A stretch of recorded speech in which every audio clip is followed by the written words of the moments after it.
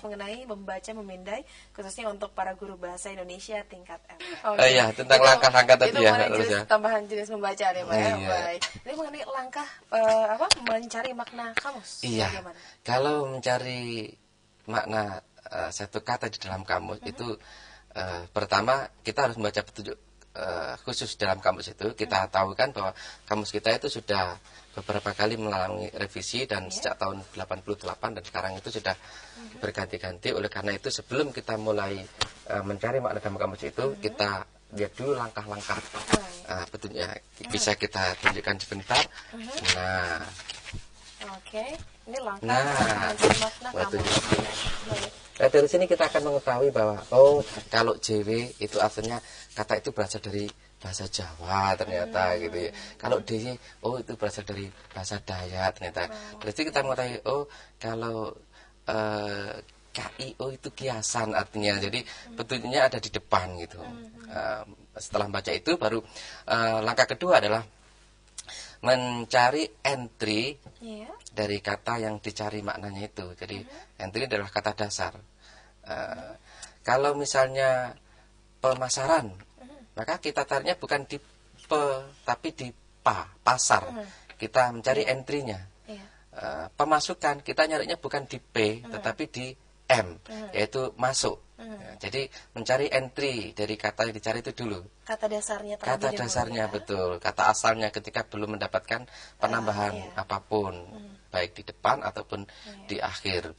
Sebelum mendapatkan awalan, akhiran atau imbuhan. Iya betul. Itu. Baik, langkah yang berikutnya untuk. Nah, yang ketiga adalah tentukan arti kata yang paling tepat sesuai dengan arti dalam kamus. Kita tahu kan ada banyak kata itu yang memiliki arti lebih dari satu.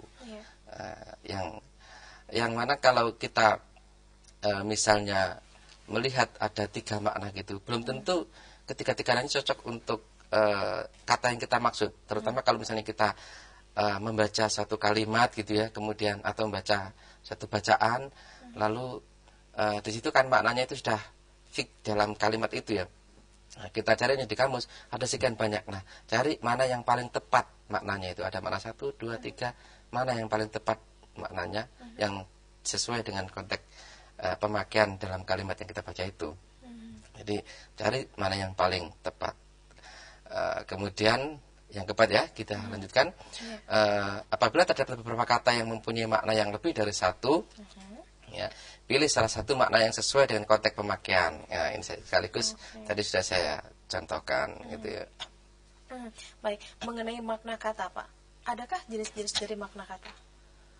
Iya, ada makna leksikal. Ini makna kata secara mandiri, secara berdiri sendiri. Jadi berdiri sendiri sudah punya arti. Ini kita sebutnya sebagai kata makna leksikal.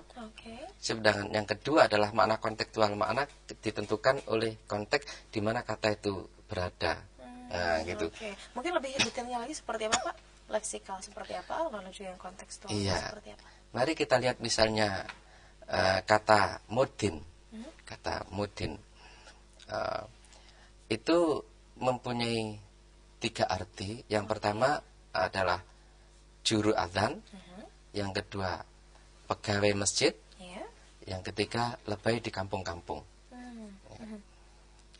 Demikian juga kata modiste itu mempunyai 2 arti. Yang pertama wanita yang ahli membuat pakaian wanita, dan yang kedua adalah tempatnya, tempat usaha menjahit pakaian wanita itu sendiri. Ini adalah makna leksikal. Jadi kata mudin itu mempunyai arti 3 itu. Tapi manakah yang dimaksud? Ya, makna yang dimaksud dalam kalimat itu kita lihat kalimatnya dulu. Manakah di antara 3 itu yang dimaksudkan oleh konteks? Nah, gitu kita lihat di konteks nanti. Nah, bagaimana nih, Pak? Yang berikutnya makna kontekstual ya. Ini makna satu kata dilihat dari konteks pemakaian, dari di mana kata itu berada. Kita ambil contoh misalnya kalimat pertama, mudin sudah mengumandangkan azan. sholat akan segera dimulai. Tentu saja yang dimaksudkan di sini mudin makna yang pertama, yaitu orang yang juru adzan, bukan lebay yang keliling di kampung-kampung itu. Atau pegawai masjid. Iya, betul gitu. Jadi ini sudah makna satu. Nah, ini namanya makna kontekstual. Jadi dalam kalimat ini muezzin dimaksudkan adalah orang atau juru adzan. Demikian juga yang kedua, ya, kata modiste. Sepulang dari Paris, kakaknya mendirikan modiste. Tentu saja yang didirikan bukan orang, karena orang sudah bisa berdiri. Jadi modiste di sini dimaksudkan adalah tempat menjahit pakaian wanita. Iya, seperti itu makna kontekstual. Gitu. Baik, itu 2 kalimat contohnya. Masih ada lagi Pak kalimat contoh lainnya makna kontekstual? Iya, misalnya kata boleh kita lihat lagi? Iya, misalnya kata apa ya, kata yang satu kata mempunyai makna banyak. Misalnya kata Mbak Lala misalnya menyebut apa, kata apa misalnya? Dari yang tadi mungkin bisa ditambahkan lagi seperti apa konteksnya yang bisa berbeda makna begitu Pak, sesuai dengan kalimat tersebut. Seperti tadi modiste kan ada beberapa makna. Oh iya, misalnya kalau ini kalimat ketiga ya, kita lihat Mbak Lala. Kalimat ketiga berbunyi begini: sebagai modiste, tantenya benar-benar menjaga penampilan. Tentu saja makna modiste di sini adalah bukan tempat menjahit pakaian wanita, tetapi adalah orang yang ahli menjahit pakaian wanita itu tadi. Jadi sebagai modiste, tantenya benar-benar menjaga penampilan. Demikian juga yang mudin tadi. Sebagai mudin di kampung ini, kakeknya sangat disegani warganya. Nah, ini adalah makna yang ketiga, yaitu orang yang bekerja di urusan keagamaan yang terlibat di kampung-kampung tadi. Iya, di kampung-kampung. Betul. Oke. Nah, sampai di sini kita sudah mulai nih mengenai membaca memindai ini. Belajarnya kita sebenarnya seperti apa Pak untuk bisa kita melakukan membaca memindai? Belajarnya seperti apa? Iya.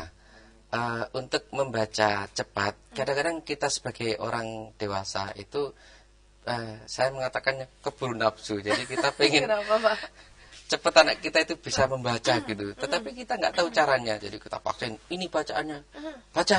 Kalau nggak bisa, didorong-dorong kepalanya seperti itu. Nah itu saya kira kurang bagus ya. Jadi kalau kita pengen anak kita bisa membaca dengan cepat, itu ada latihannya. Ada 3 latihan. Yang pertama konsentrasi, latihan konsentrasi dulu. Kemudian ada latihan fiksasi dan latihan mempersepsi. Oke. Ada 3. Nah, masing-masing tentunya harus dinilai. Ada 3 hal yang akan dipelajari mengenai belajar membaca memindai ini. Yang pertama konsentrasi, fiksasi, lalu persepsi. Nah, yang pertama kalau konsentrasi mungkin teorinya seperti apa nih Pak?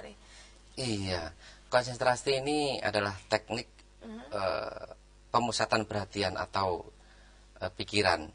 Jadi kita tidak akan bisa membaca dengan cepat ketika kita dalam keadaan tidak konsentrasi. Bahkan kalau kita tidak konsentrasi, jangankan baca cepat, kita ada di mana, pikiran kita ada di mana, gitu, sudah nggak nyambung gitu ya. Oleh karena itu dilatih dulu konsentrasinya, itu pemusatan perhatian kita itu. masih terus membahas mengenai membaca memindai. Jangan kemana-mana, setelah jeda berikut ini kami akan segera kembali lagi.